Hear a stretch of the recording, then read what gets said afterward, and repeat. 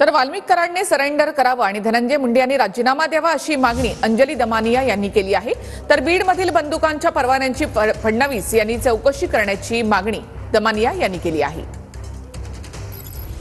20 तारखेला तिथेच राहून त्यानंतर सुद्धा जोपर्यंत वाल्मिक कराडला आणि अटक होत नाही आणि त्याच्या सगळ्या त्या बाकीच्या 7च्या 7 जणांना अटक होत नाही आणि धनंजय मुंडेचा राजीनामा मिळत नाही तोपर्यंत मी बीडमध्ये राहून तिथे ठिय्या आंदोलन करणार। धनंजय मुंडेंनी राजीनामा दिला तर नक्कीच मग मी बीडला जाऊन फक्त त्या परिवाराला भेटून परत येईन। तुमच्या कार्यकाळात तुम्ही आधी 5 वर्ष होम मिनिस्टर होतात, त्यानंतर 2.5 वर्ष नव्हतात, पुन्हा तुम्ही गेले 2.5 वर्ष होम मिनिस्टर होतात, आता पुन्हा तुम्ही होम मिनिस्टर आहात।